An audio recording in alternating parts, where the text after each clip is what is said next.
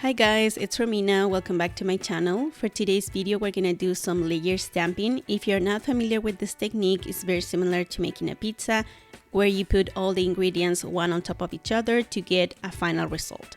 So we're gonna need some stamping plates. Not all the plates will work, so make sure that you get the stamping plates made for layering.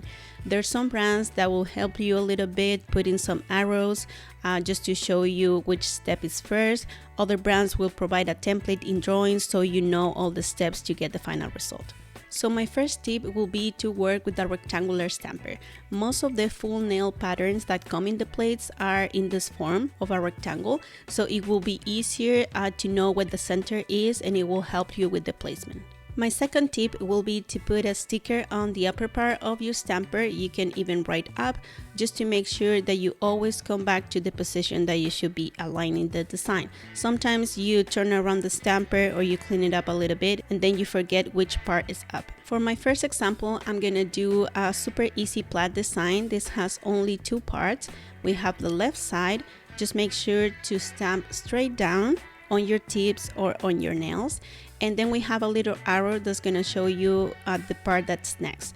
So basically the right side is going to fill in the blanks that the left side left. So this is the final result and it looks super beautiful. Now for my next design, I'm gonna do a butterfly. I'm gonna explain you a little bit this plate because it can look a little bit complicated. So you have 5 types of butterflies and you have it on the first column vertically, and horizontally in each row you have all the parts that you would need to form that image. So what I like about these plates is that gives you options. So you have the outline on the first column, you have the fill on the second column, and you can use only those two if you want to do a very simple layer stamping. You don't need to go further, but if you want to use different colors and make the wings in different layers, you can use the other 3 options that you have on your right. So the last column on your right will have the tip of the wings, then the previous one will have what goes inside, and the middle one will have the combination of the 2 last ones. So you can only use that one if you don't want to use separate colors for each part. So I'm gonna start with the last one on the left. This is the tip of the wings, so the little dots that sometimes butterfly have, and I'm gonna do it on white. So be careful on the colors that you choose, because in this case I chose one that's very similar to the background and sometimes it can be hidden or difficult to see. But let's try. So I'm just gonna place it on the middle of my nail.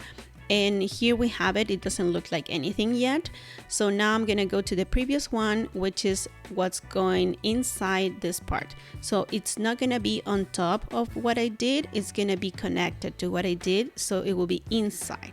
So very important, another tip will be to find the center of the image that you're doing, so basically where all the wings meet, and try to look for one side of the wings. Try to match it with the tips and with the dots that I already have. It could be a little bit complicated because honestly sometimes you can misplace it a little bit, but as long as it's close enough, probably you're not gonna notice. And then I'm gonna go with the outline. So the outline is gonna go on top of what I already did, and it's gonna give me the final result.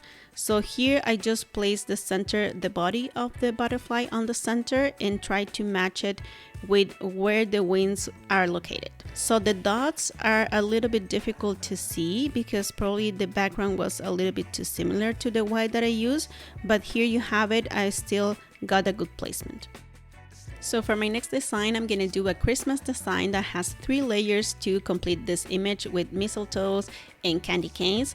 You have the same order of the drawing in the plate. So they don't have any arrows, but it's pretty obvious because you already have the template that's give you an idea of which part goes first and which part goes after that. So this is a great example where you can turn your stamper around and you don't know anymore which part is up. So if you miss the upper part, probably it's not gonna match with the rest of the layers. So that's why the sticker becomes so important. Another tip for the alignment will be to match the upper border and the left border of the stamper and try to put it on the upper and left side of your nail. So that way you have some point of reference for where to locate the next layer. So the next one will be candy canes and the red part of the mistletoe. So this could be a little bit tricky, but I'm gonna try to stamp it as straight as possible. And remember to use the same point of reference that you used in the previous design. So in this case will be the left side of the stamper and the upper part of the stamper, and try to match it where I previously put the other one. So this is a little bit tricky because if you miss one of them, everything is gonna be mismatched. So the candy canes must be in the blank parts, and the little dots, the red dots, must be connected to the leaves. So this could be a bit tricky, and actually I didn't do it properly in some of the parts. So you see some space between the leaves and the red part of the mistletoe in some of them, but so far it's good enough. So for example, here and here, there's a space in between, but nothing major. So now I'm gonna do the third layer in white. This is gonna be on top of the second layer. So it's basically the same design, but an outline and some details in between. So I'm gonna use the same technique, try to stamp it as straight as possible and try to line up with some point of reference. In this case, I put some reference, these two candy canes that are kind of like together, and I just focus on that, and I try to look around the rest of the design just to see if everything is gonna match when I press it down, and it did for the most part, but there are some parts where I didn't match it, but that's okay. Okay, so I know that one was a little bit complicated, so we're just gonna tone it down to an easier example. This is gonna have only 2 layers, these leaves here and the flowers that are on the right side. So I'm just gonna mix 2 colors for the leaves. This will give you a little bit of depth, and the design won't look as flat as only 2 colors. So I'm gonna line the right side and the upper side of my stamper with the upper and left side of my nail. If you're working on your natural nails, just make sure to look directly on top of your nail and still have this point of reference. It will help. And then for the flowers, I'm only gonna use 1 color, and I'm gonna stamp it straight as possible, and I'm gonna have the same point of reference as the previous example. Here it was tricky to put it in camera because as I'm recording, I'm not directly on top of the nail. So I tilted a little down just to make sure that I had it properly, but I didn't. It was misplaced, as you can see it here. So I tried again off camera so I would be directly on top of the nail, and here's what it looks like. It worked. Okay, so our final design could be the hardest because it has 6 layers to make only 1 image. I know that looks so weird, and honestly this is the first time that I'm doing this design, so let's see how it works. If you're not sure about that, just try a few times in a flat surface and I think it will make more sense. So the first layer is going to be the hair and the cup. You could do it on the same color as I did here, or you can go with 2 different colors and scrape horizontally so the colors don't mix and you have them in the right place as well, because you have to pick them up together. So the next layer is going to be the face. We have to match it with the space in between the hair. So just try to align it to the parts that are more obvious, like the start of the hair in the forehead, and this is the right placement. The next layer are the eyes and the top of the cup. Honestly, I would have done this on the opposite order, so I will put this first and on top of that the face. So if you have any imperfections in the eyes, the face could cover it and you won't have like blank spaces underneath. Then we have the next layer, that is the scarf and the gloves. They can be the same color, or you could choose different colors. Remember to scrape horizontally so the colors don't mix.